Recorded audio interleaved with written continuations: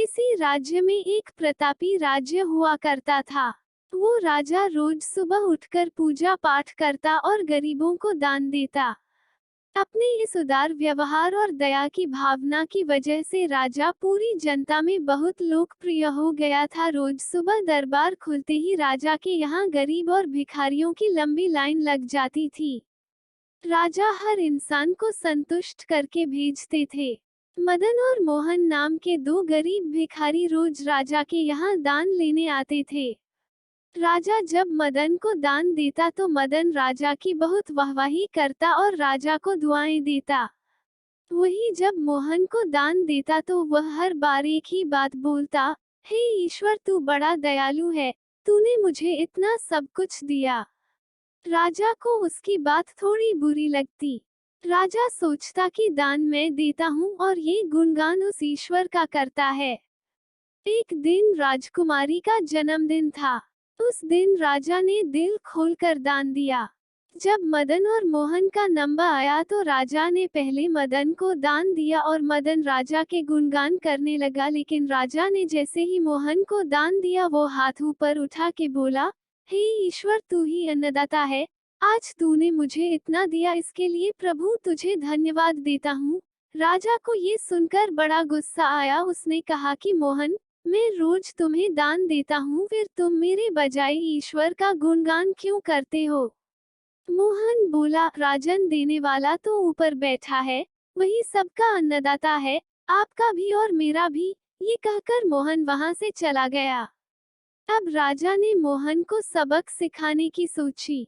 अगले दिन जब मदन और मोहन का नंबर आया तो राजा ने मदन को दान दिया और कहा, मदन मुझे मोहन से कुछ बात करनी है, इसलिए तुम जाओ और मोहन को यहीं छोड़ जाओ। और हाँ, आज तुम अपने पुराने रास्ते से मत जाना, आज तुमको राजमहल के किनारे से जाना है जहाँ से सिर्फ मैं गुजरता हूँ। मदन खुशी खुशी दान लेकर चला गया। राजमहल के किनारे का रास्ता बड़ा ही शानदार और खुशबू भरा था। संयोग से राजा ने उस रास्ते में एक चांदी के सिक्कों से भरा घड़ा रखवा दिया था। लेकिन मदन आज अपनी मस्ती में मस्त था। वो सोच रहा था कि राजा की मुझ पर बड़ी कृपा हुई है जो मुझको अपने राजमहल के रास्ते से गुजारा। यहाँ से तो मैं अगर आंख बंद करके भी चलूं तो भी कोई परेशानी नहीं होगी। यही सोचकर मदन आंखें बंद करके रास्ते से गुजर गया, लेकिन उसकी नजर चांदी के सिक्कों से भरे घड़े पर नहीं पड़ी। थोड़ी देर बाद राजा ने मोहन से कहा कि अब तुम जाओ, क्योंकि मदन अब जा चुका होगा, लेकिन तुमको भी उसी रास्ते से जाना है जिससे मदन गया है।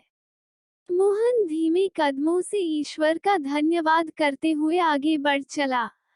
अभी थोड़ी दूर ही गया होगा कि उसकी नजर चांदी के सिक्कों से भरे घड़े पर पड़ा। घड़ा पाकर बड़ा खुश हुआ। उसने कहा, ईश्वर तेरी मुझ पर बड़ी अनुकंपा है, तूने मुझे इतना धन दिया। और वो घड़ा लेकर घर चला गया।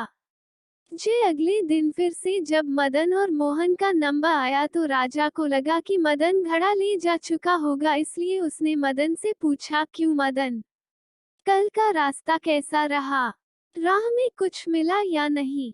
मदन ने कहा, महाराज रास्ता इतना सुंदर था कि मैं तो आंखें बंद करके घर चला गया, लेकिन कुछ मिला तो नहीं।